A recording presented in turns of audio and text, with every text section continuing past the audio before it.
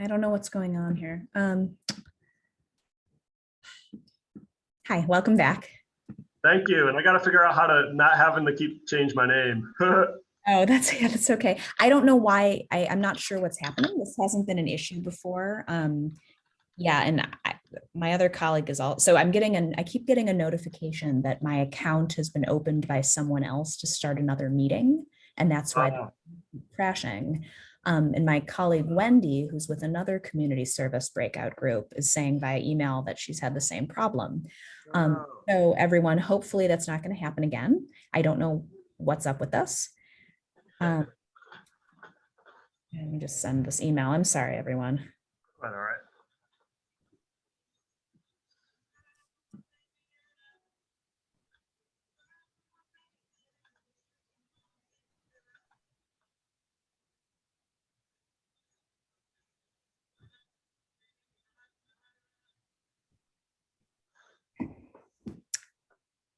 Right, so we're still waiting on a few fellows. Welcome, guys. I hope that your community of practice sessions were productive. Ours went by very quickly. All right, so we're just waiting actually on two more fellows. One of our fellows meant to be in this group is ill today. So send Rosina our best regards. So do you guys want to just briefly introduce yourselves to Steve while we wait for our colleagues to join us? Sharuna, you want to say hi and introduce where you come from and what work you do?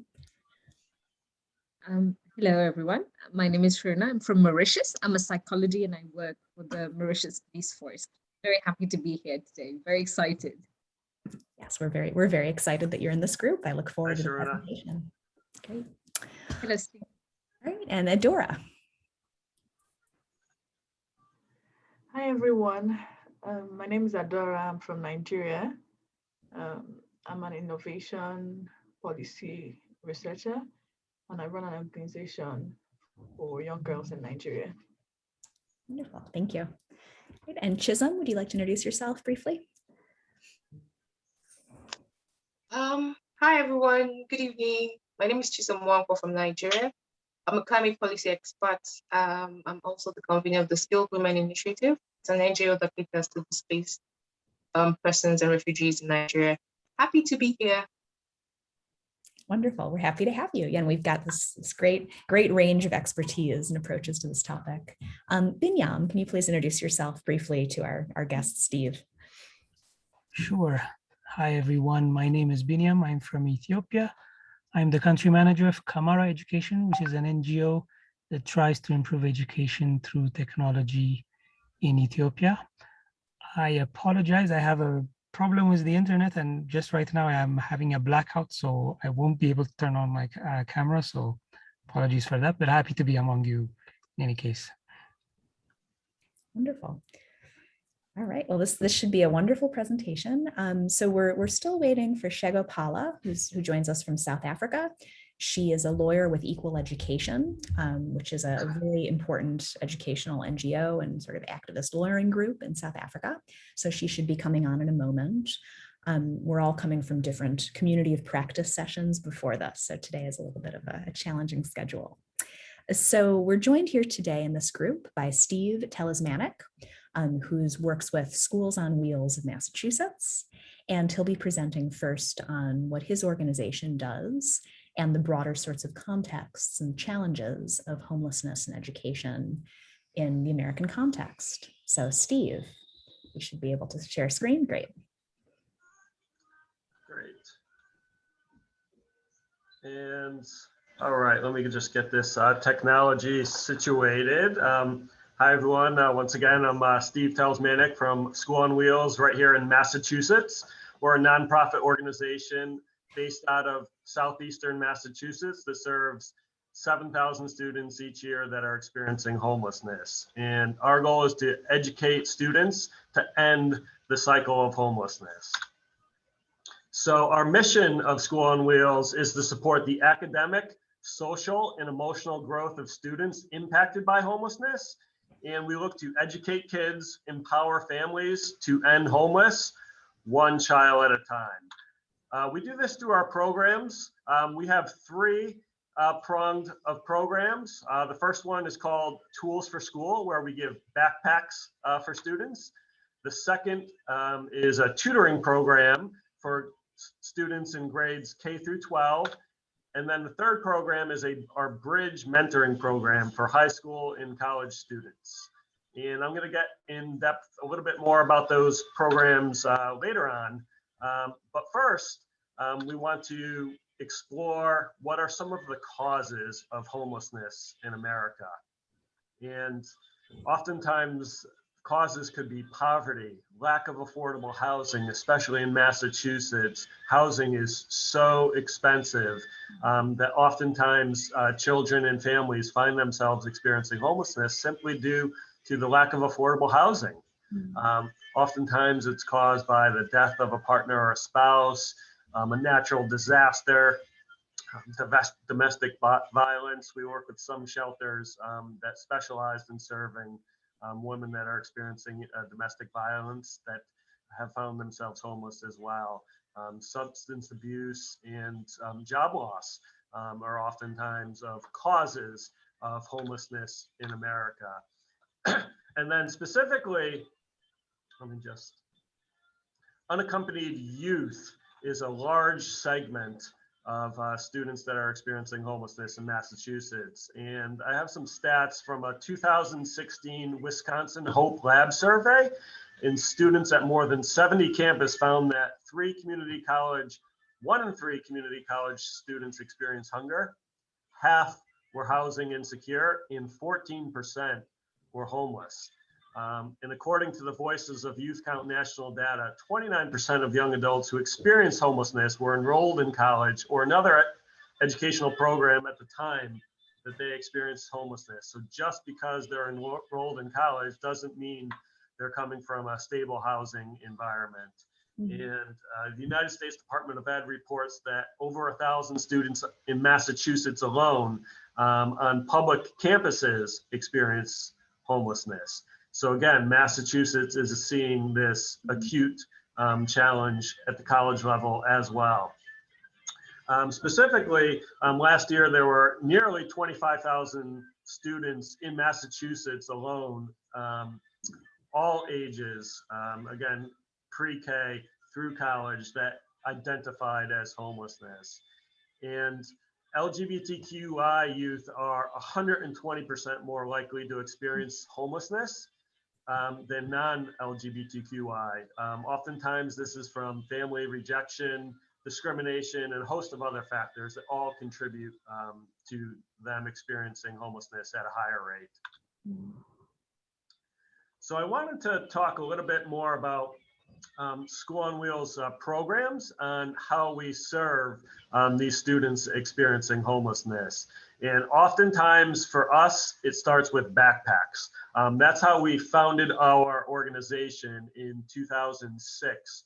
Cheryl Opper was our founder in Massachusetts, and she was a school teacher in Easton, Massachusetts, which is a relatively affluent community in Massachusetts.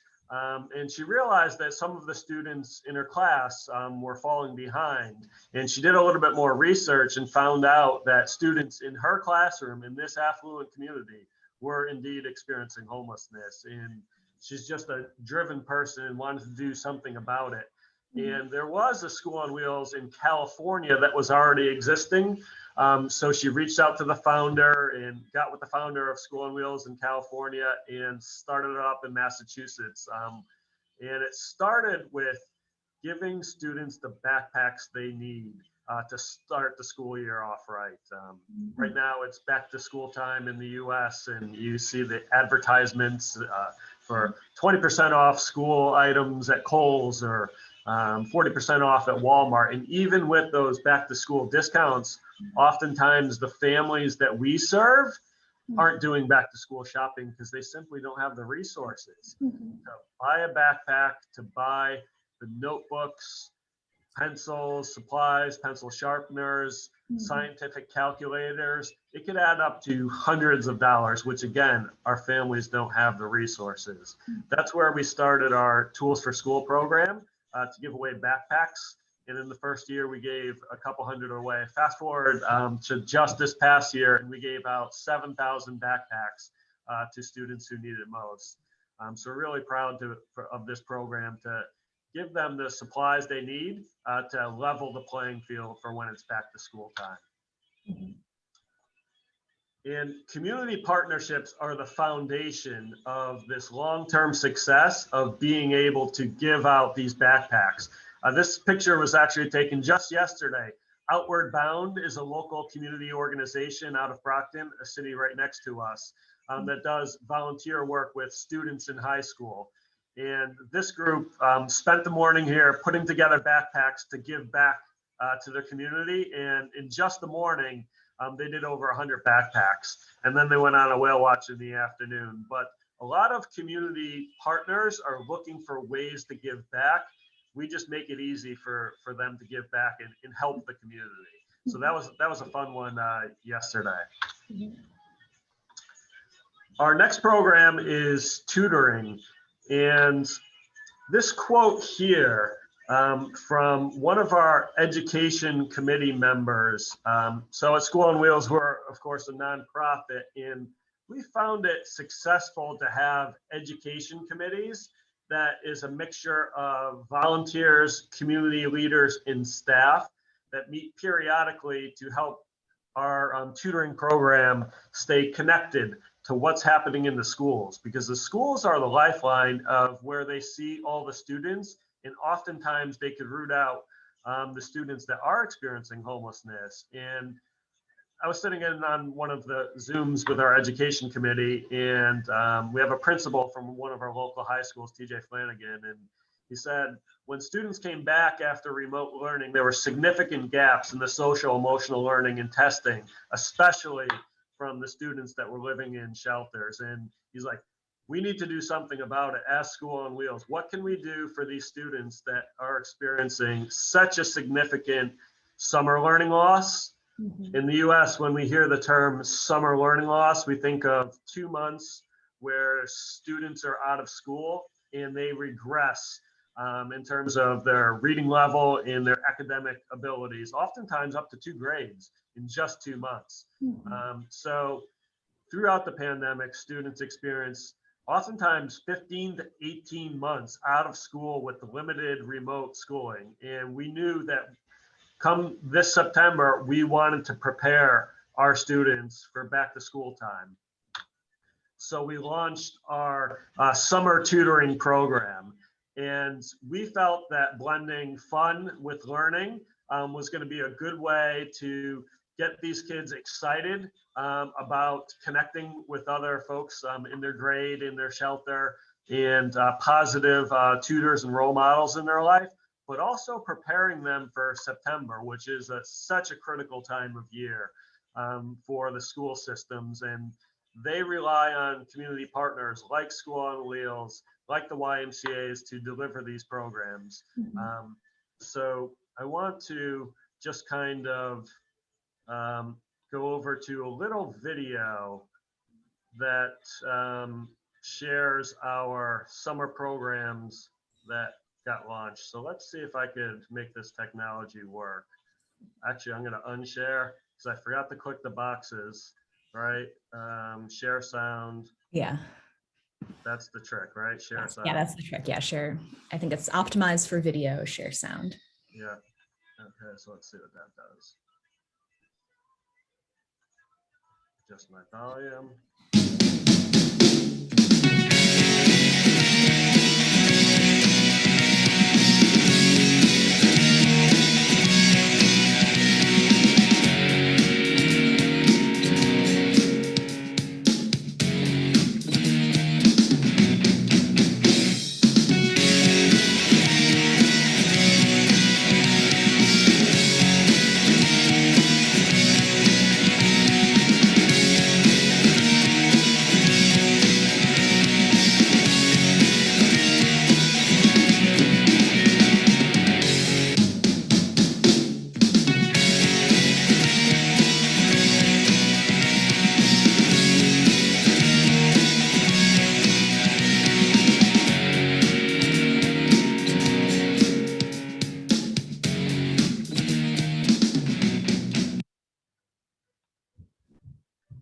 So again, that was just a little snapshot of our summer tutoring programs, where our goal was to kind of generate some excitement for the families and for our shelter partners. Because again, nearly 18 months of really strict requirements where we couldn't get into the shelters, and we knew we needed to connect with these students. So we're just, bringing that excitement to our volunteers and the shelter partners, and they're just so excited to see us, and we're just so excited to share. So let me see if I could jump back to my presentation here.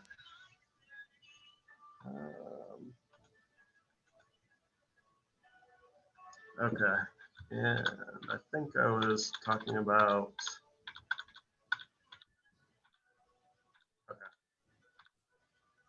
oh, and then one more. This was a note from one of the parents. School on Wheels, I would like to take a moment and say thank you for all your selfless work you do every Monday and Wednesday. I greatly appreciate you tutoring my daughter, including but not limited to math. Your teaching methods are impressive. The daughter seems to be excelling at a pleasant pace. Wherever I can be of help to education, please do not hesitate to let me know. Respectfully, and from the parent. So again, this was coming out of a pandemic where, the students were just so excited to see positive adult role models in their life, helping them with their schoolwork. So there's certainly a need. We're just connecting our services with that need in the community from a tutoring perspective. And then our third prong of programming is mentoring for the high school students, getting them on a track to what's next after high school, whether that's college or an electrician program. Here we have one of our mentors working with Isaiah, who was with us since the 6th grade in our tutoring program. And our mentors meet with these students once a month and help keep them on track and with anything that may come up with what it takes to go to college in the US. But here are some stats, what we know about mentoring. 66% of at-risk adults who are a mentor aspire to enroll and graduate from college. Students who meet regularly with the mentors are 52% more likely than their peers to skip a day of school and 37% less likely to skip a class, increasing their chance of graduating, right? Graduation is our goal here. So youth who meet regularly with their mentors are 46% less likely than their peers to start using illegal drugs and 27% less likely to start drinking. So the stats back up the power of mentoring and positive role models in these students' lives. So what is the role of a mentor? Identifying passions, interests, career goals, guiding these students through the duration of their post-secondary, helping to identify the long-term goals, spending approximately 1 to 3 hours of FaceTime with the mentee per month. And again, we use the term FaceTime. It could be in person or virtually. This is where we found oftentimes this demographic in terms of age, the most success virtually. That was a big challenge with our K-5 students to hop back on for tutoring sessions virtually. But actually, this is something that we're continuing through our mentoring. So we recommend that our mentors meet for coffee once a month, but also to utilize FaceTime and other technologies to connect in between those in-person visits as well. And of course, the network that our volunteers provide in terms of job shadowing, internships, and then of course, job offers after school is really impressive. We're so proud of one of our students who came through the shelter program, who graduated with an associate's from Quincy College in biotechnology. She actually got a job for the summer at a biotech, and she's enrolled in Northeastern's program to get her bachelor's. So through connections that we had, we were able to get her a summer job and get her into Northeastern University. So we're really excited about that. And Megan, I just want to take a look at the time. A couple more minutes of the No, I presentation. can give, we can take a couple more minutes and then we'll move over Okay. to the fellows and then you can all ask questions to each other. So we'll do a Q&A at the end of our session. Excellent. All right, great. So this goes a little bit deeper in what mentors can do to help your mentee. These are actually slides from our actual training. So of the hundreds of volunteers that we see throughout the year, we have formal trainings for our mentoring program, for our tutoring program. And the backpack program is less of a training, more of an orientation, 10 to 15 minute orientation of our organization. And then I'm pointing to our community room out there, which is out front where folks come for the morning or the afternoon to put together these backpacks to distribute. But again, the mentoring and tutoring, folks often are intimidated that they need to be educators in order to volunteer. So that's a tip we always share, that we try to lower the barriers in terms of making it less scary, for lack of a better term, for volunteers to get involved. We want to train them so they feel comfortable on how to handle some of the situations that might come up. Oftentimes, it's less academic and it's more life focused issues that they face rather than academics. So helping them through those challenges are what our tutors and mentors often find themselves involved in. And then, of course, SMART goals. This is, again, one of the sessions that we do with our mentees is we challenge them to set SMART goals. Of course, ordering and prioritizing the goals and reviewing them at each meeting, it helps them kind of stay accountable or modify, adapt, and change of what their next steps are going to be. So again, this is taken from one of our mentor trainings that we host with the mentors. So that's what I have for my presentation there. And, Megan and of course the panel, any questions or, however we want to handle that. All right, well, thank you. Thank you so much, Steve. That was fascinating. And for our fellows who are, of course, all virtual, this is a picture taken on the BSU campus. You can see a little bit of our beautiful campus. You'll see some more next week. Yes, I loved when I saw this photo of one of our students with a Bridgewater State sweatshirt on and her mentor. I was like, oh my gosh, that's the perfect photo. Thank you. Thank you so much, Steve. So we're going to give the Zoom floor over to our fellows now to present on African perspectives about homelessness and education. And then we'll have a joint Q&A where fellows can ask Steve questions and Steve and I can ask fellows questions. So we'll have some nice intercultural sharing here. So fellows, who wants to share the PowerPoint? You guys should all be empowered to do that. Adora? Okay. Okay, great. All right.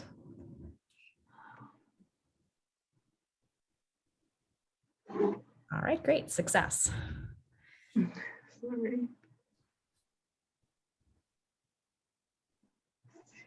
Is he on full screen now? Yes, we're great. Thank you.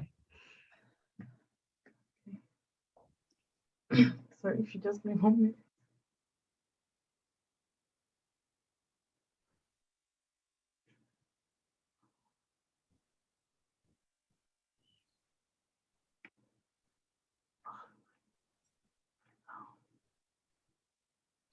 Okay. So this is a presentation by my group members.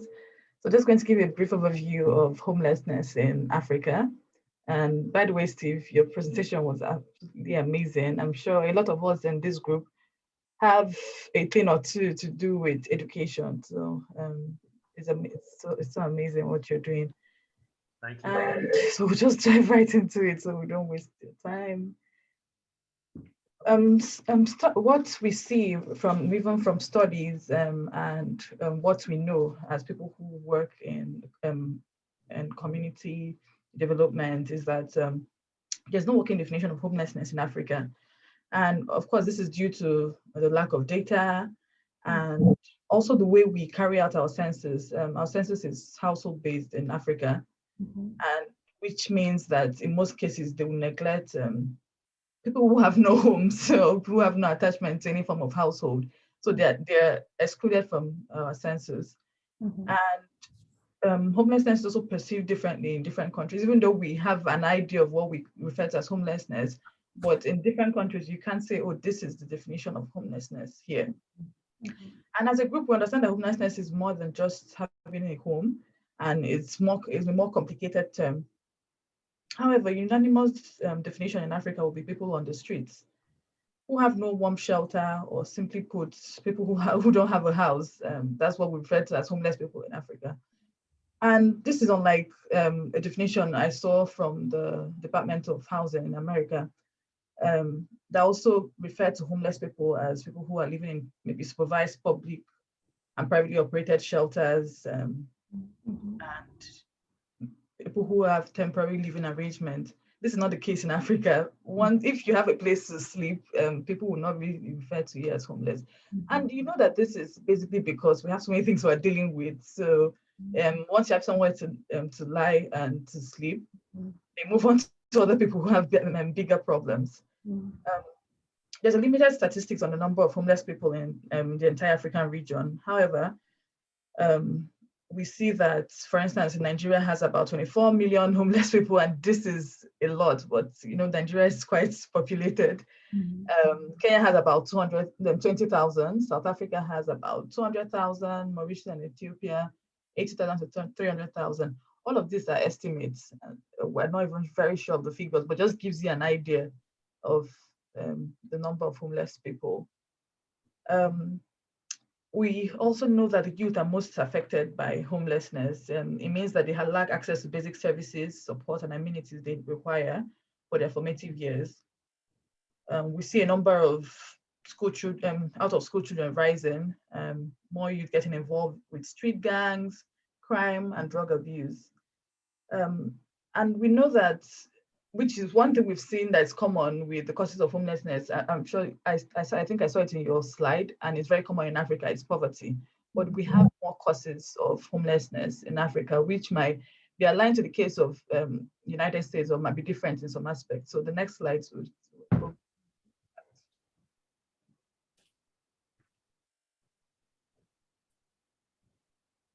Do you want to take over, Shego? Sure, sorry, I was on mute. Evening or good morning, and thank you so much for sharing your interesting work with us. I will be leading us into the causes of homelessness. I'm going to switch off my camera because I'm partially sighted, and so that I can see the slides. So in Africa, what we find is that the causes of for homelessness are very interrelated and very intersectional. And very often it's not just one factor which leads to homelessness, and particularly youth homelessness. I'll be taking you through some of the socioeconomic factors which lead to homelessness. So the first one, similar to what you said, is obviously poverty and inequality in many of our countries and many of our societies, where there is, can you go back? Thank you. Apologies for that. Where there are great inequalities between the rich and the poor in many of our countries, which leads to great poverty.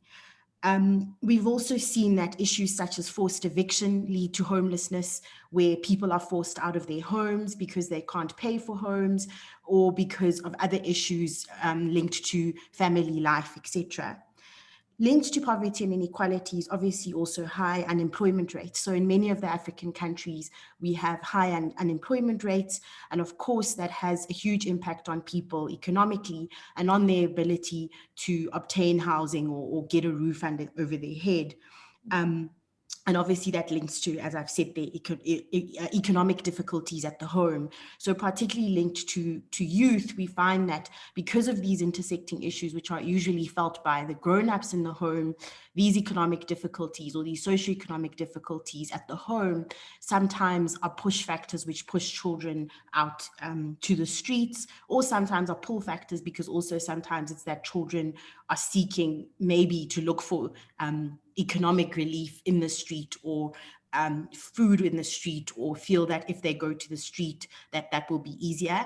I use the street because as we explained, in Africa, usually when one speaks to homelessness, they actually are referring to people who are on the streets, and that's the most general understanding in Africa. The other issue which then leads to homelessness is, of course, unavailable, unaffordable, or inaccessible housing. So in a lot of our countries, there's a lack of low-cost housing. And so generally, it's those who have or who are able to procure housing, and very inefficient or lack of social housing initiatives in many of the African states. And those who have, like my country, South Africa, usually very badly implemented and not able to reach everybody. Another thing in all of these, as you will see, it's a string that's all connected together, is rapid urbanization due to people leaving more rural areas and going to more urban areas, seeking economic opportunities. And this intensifies all of the issues. And so that's an overview of the socioeconomic factors. And I'll now hand over to my group member who will lead you through the other factors which lead to homelessness. So we saw that inheritance laws, for example, made it very complicated. In a lot of countries, in a lot of African countries, we had cultural rights to inherit homes, for example, would exclude mostly women. And there is still the tendency of women being the main responsible parties for children. So widows, for example, and also in many African countries, some young people and children were culturally defined as unfit to inherit laws, to inherit property, housing, etc., that belonged to them and would provide that stable home for a longer period of time. We saw that divorce and separation tended to leave women mostly who were responsible for children without a stable home. And in a lot of cases, children either choose to remain with the mothers, or they were automatically believed to be, to be taken care of by the mothers mostly. So that's one of the reasons. That's one of the causes of homelessness, especially amongst young people. Then we saw that abuse and domestic violence was a very big component of homelessness. And in Africa, especially, the concept of domestic violence is very much ignored and poorly understood. And even countries that are doing something to remedy the situation are unfortunately not very effective in providing the long-term reintegration of families, whether mothers, women mostly, and especially young people who tend to be in a lot of ways uprooted from their families. So that we found that as being one of the leading causes of homelessness for especially younger children and in a lot of times adolescents as well. And countries differed in terms of what did they actually qualify as being a child. Some were at age 16, some were 18. So of course there were physical and psychological consequences of losing homes, but beyond that, these factors, which are more socioeconomic, but also cultural and very much societal, created this state where they not only lost homes, had to move, in a lot of times they would be part of homes or temporary places of residence that would keep changing, but it also took away their support system, and it gave them no access to continuous education, which kind of tended to prolong that cycle of not being in a stable home, therefore not getting a proper education that might take them out of that cycle and really make them take them to a position where they could not only afford but be happy to have the support system, and especially like a home which would provide them access to the different services that they might get from their different governments. Over to the next presenter.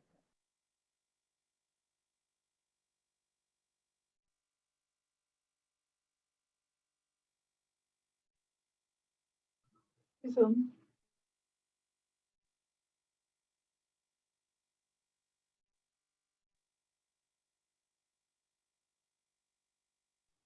Chisholm still on the call. Chisholm, are you here?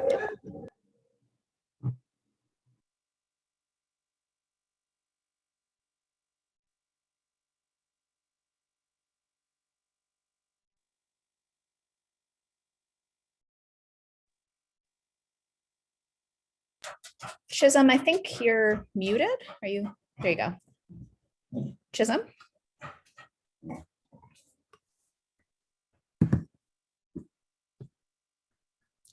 Oh, we cannot hear you.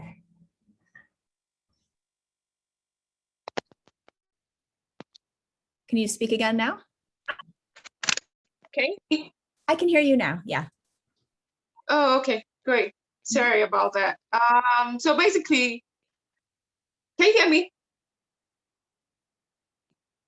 So great. So we also found that climate change and natural disasters also contribute to homelessness in Africa.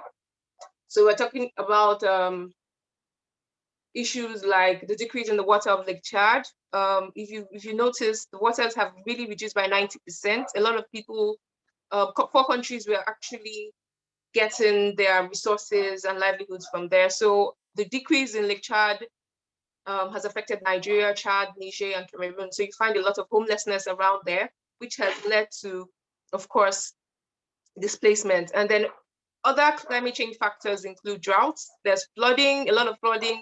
Recently, there was flooding in Lagos just last week, and all of these are climate change related issues. So we have flooding, we have landslides, we have extreme temperatures. All of these roots immensely to the issue of homelessness in Africa as well. So of course, we also know about terrorism. So we've had to experience some sort of increase in terrorism in the last 10 years. We've had like Boko Haram, we have ISWAP, Al-Shabaab, all of these terrorist groups have contributed in uprooting people from their homes, which has led to like displacement issues, especially in Nigeria, where we have like over 2.5 million people that are displaced and about 8.5 million homeless people as a result of displacement in Africa. So the next slide probably speaks to the reduction in the water of Lake Chad. And then there's a little statistics about all the climate change issues that have contributed to homelessness in Africa. Yeah, thank you. So. Okay, so I'm going to talk about now how youth homelessness is impacting education, specifically related to our topic today.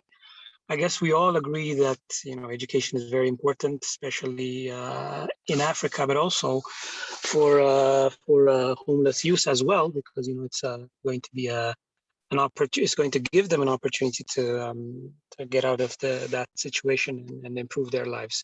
So basically, what we try to do here is to look at it from the perspective, first of all, from access. So does homeless youth get access to education? And if you look at it in general, in the African context, although of course every country is very different, but in general, access is getting better. But there's still big issues regarding youth with disabilities, because most of the times the schools don't have facilities that are accessible. They don't have personnel that is trained, teachers that are trained and cater to the needs of youth with special needs or with disabilities. So that is a big problem in terms of access.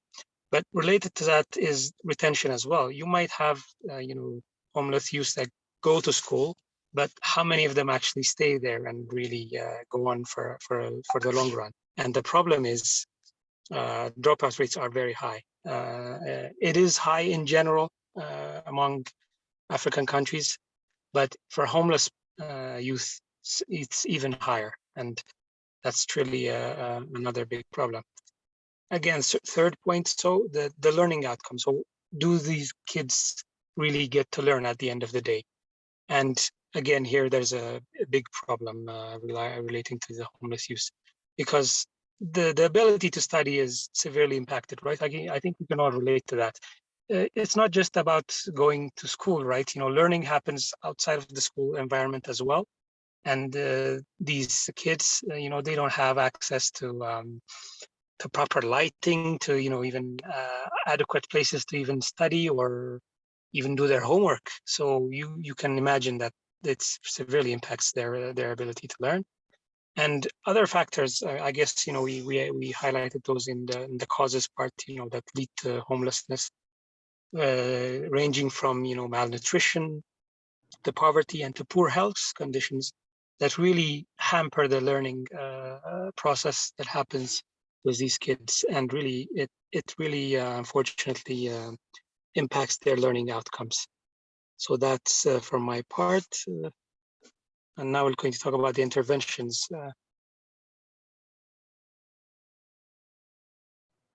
So we found that homelessness was a very complicated issue in Africa because it was not easily defined, and a lot of countries had not even gone into a proper like a working definition of the term homelessness. So many countries had homelessness, which meant children being on the streets, not having a roof at all. Some countries had defined homelessness as being not in a permanent home. So for example, if you're in a shelter, if you are in a home and you keep moving around, they define that as homelessness as well.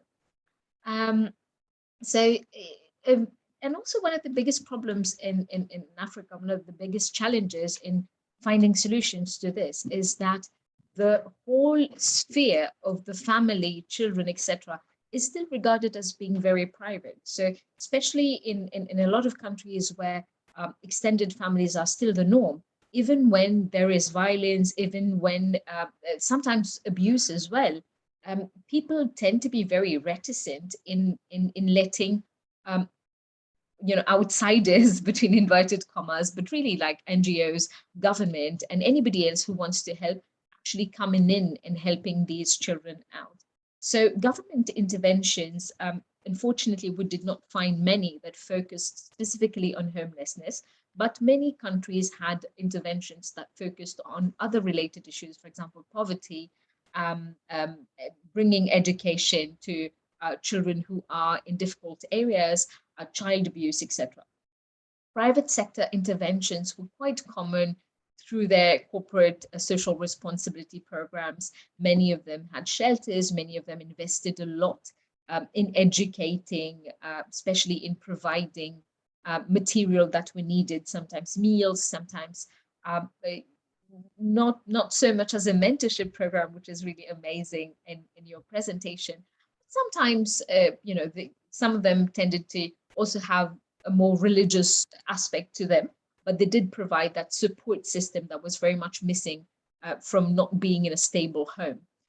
Non-governmental organization interventions like the UN programs and a lot of international and African organizations, for example, Safe Haven, the Atide for Caritas, etc., were very common as well, and many of them had shelters and more detailed programs that really helped not only in solving the problem right now and providing temporary relief, but also in the long term, trying to make sure that the children are reintegrated, whether it is within the family or in society at large. Yes, so this brings us to the end. I hope we're still within the time frame. Thank you very much. Thank you. All. Thank you so much. That was a really fantastic presentation. I think that was really well put together and really well organized, segued nicely between different kinds of causes and different interventions. That was fantastic. So we have, we'll wrap up at 1:15 today. So we've got 18 minutes for the fellows to ask Steve questions about both his particular program and broader context of homelessness in Massachusetts and the United States, and likewise for Steve and I to ask fellows questions about their insights. So I'll open the floor to anyone who wants to go ahead. I do have a question, please. Mm-hmm. Yes, please. For Steve. Basically, because my organization, Innovation, which I co-founded, runs some form of education, if you call it education intervention, we started with girls in public schools because that's the easiest way to reach children who live in underserved communities. And now we also run projects for boys as well. And one aspect of our program is that we run a mentorship program. But our biggest challenge, it's something that we always start and it never floats out properly like the rest of the programs because of technological barriers in Africa.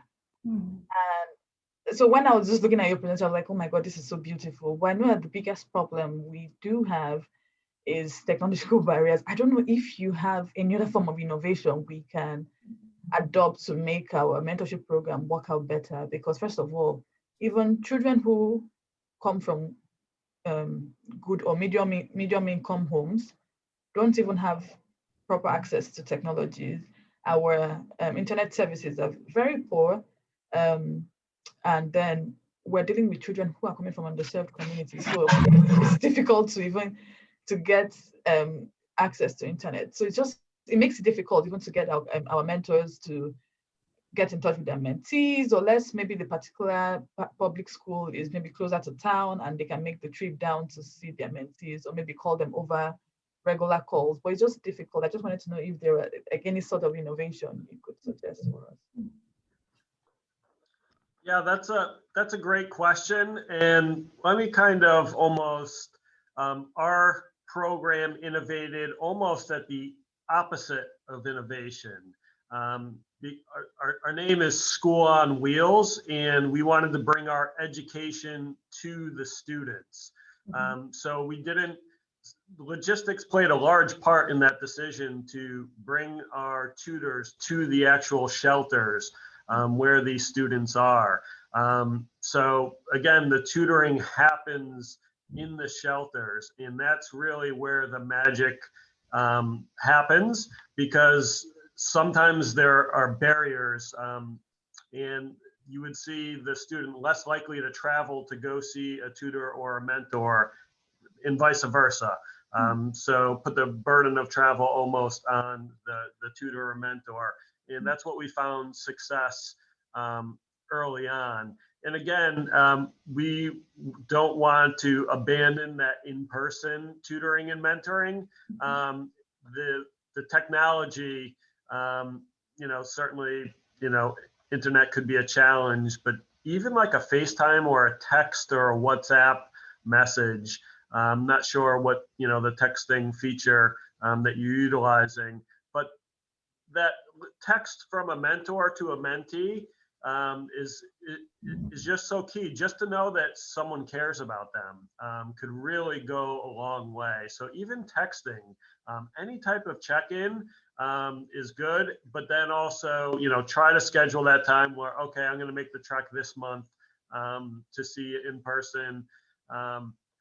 Also, we talk in our training for the mentors about, be persistent and continuously try to reach out. Because, I certainly shared, the stories of, the successful mentor-mentee relationships, and those getting into a mentorship, oftentimes they might have 8 or 9 pairs that they're set up with, that oftentimes there isn't that much of a response, maybe but once a year.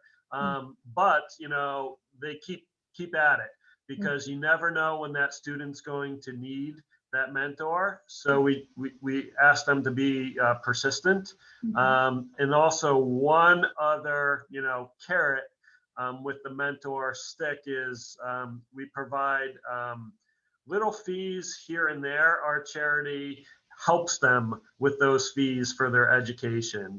Again, that's the Bridge Mentoring Program. Tutoring, it's more the backpacks you see in the background. Like mentoring, once they're in high school and college, oftentimes there's all sorts of fees. We can't help with tuition, because that's just beyond our scope. But $100 to take a placement test, $500 for an application, $300 for books for the semester. Those sorts of expenses that we purchase for them, and say, well, you can't just take the, stuff from us. You got to connect with their mentor every now and then. Kind of, some sugar with their medicine in terms of, how we manage that relationship with the mentees. So I'm not sure if that kind of gets to the aspect of how we kind of try to handle, technology challenges. Yes, it does. Thank you. Yeah, and from from the university's perspective, those sort of little fees and such can be really overwhelming, obviously, particularly for homeless students, but also just for a lot of students who are not from affluent family backgrounds, where you can say, Dad, can I have $100 for this test, right? So BSU, we have a student emergency fund, which is based on donations from alumni, from faculty and staff, from other students, where we can give students those little tiny grants, right, that occasionally come up to deal with emergency situations. And BSU and other universities have also introduced food pantry programs for students, right? Because as Steve highlighted, a lot of students who are housing insecure in various ways are continuing through university education, and it's tremendously challenging. So we're trying to work on building those kinds of infrastructural supports as well. Other questions that either fellows have for Steve or Steve has for the fellows? Sharuna? Okay. Yep. Chisholm, yes. So I work with displaced people. Mhm. And a lot of displaced people, and maybe in place of shelters, we have camps. We have those displacement camps. My organization actually focuses on women, like providing them vocational skills, vocational education, because we feel if the moms are able to, make some sort of income, they can take care of healthcare and education from that income. So that's where we started from. But what we noticed is that in all of these camps, we don't have like schools. There are no schools. Like education is lacking, like zero.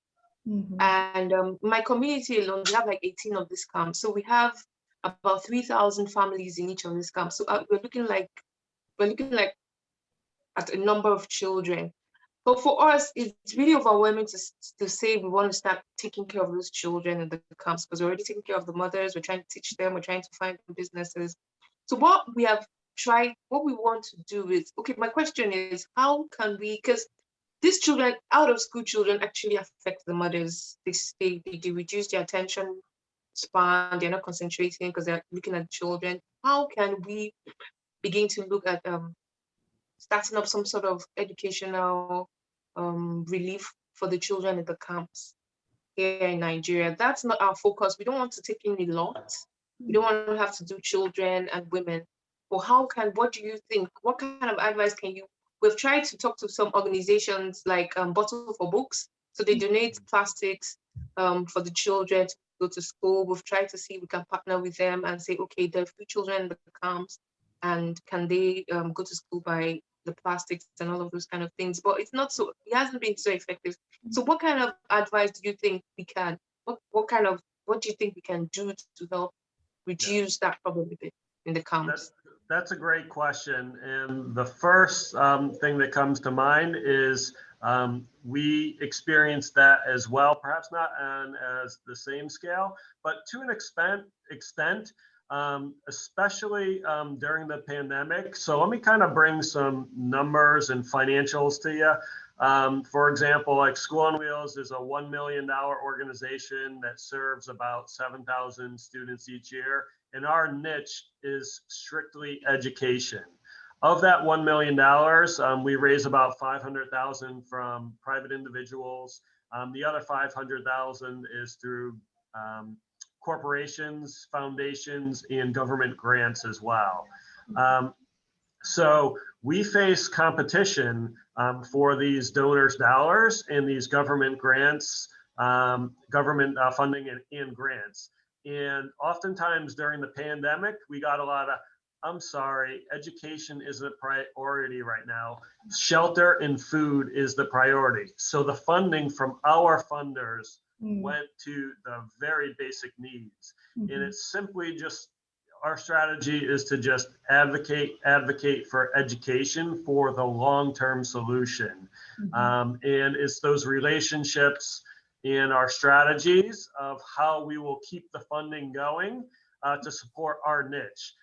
For those funders and our services, we feel kind of speak for ourselves. There are results in terms of trying to end homelessness, and we work with partners as well. So we've kind of really defined our niche as education and, tried to not necessarily get into the housing in the food part of it, but let our partners do and go to them and, let it be known that we are the education partner. So I don't know if there are any specialist organizations that like education is our thing. Yes, there's funding over here, but we can't chase that funding to shelter people. We've got to make these organizations that have funding potentially to focus on education. Mm-hmm. Thank you, Laura.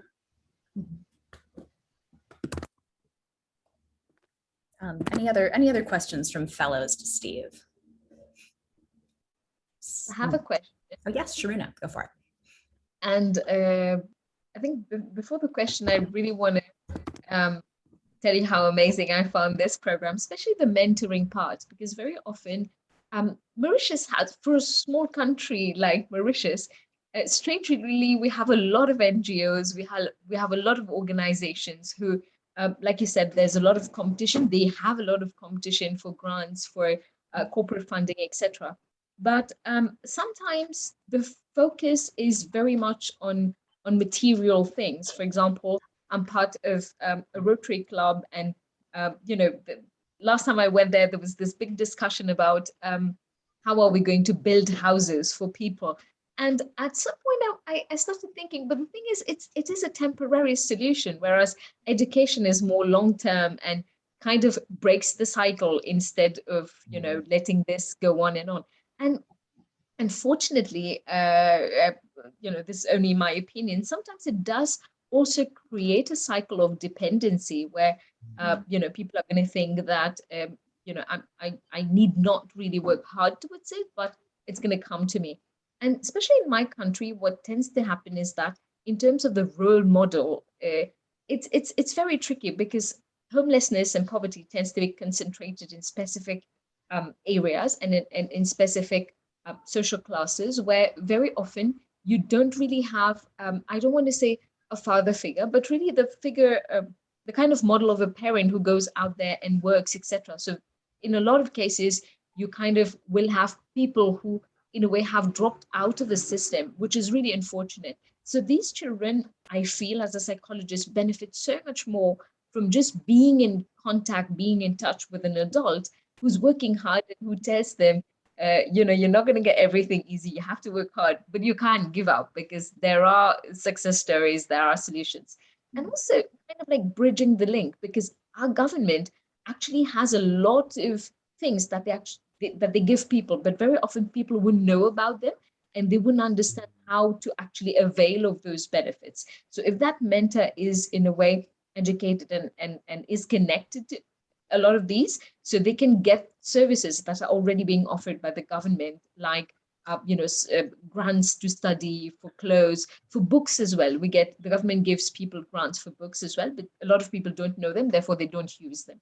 My question would, from those 7,000 children that you follow, do you have people who come back? So people who've made it out of homelessness and they come back to volunteer? Mm-hmm.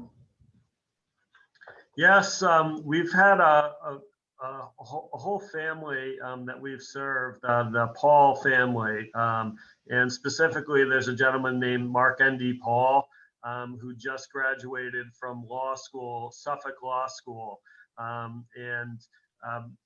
He just graduated, but he comes back pretty often to help with the backpack drives.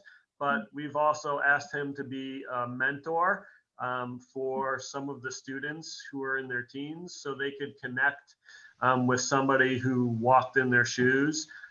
So that whole family, they had 5 kids. They came over from Haiti when these kids were, just young tykes. But the whole family is just simply amazing and really faith-based and giving back. And Mark N.D. Paul is the specific example of who is going to stay involved in mentoring. But yes, that's what we found. Some of our most successful mentors are folks who have walked in the shoes of the folks experiencing homelessness. Absolutely. That's fantastic.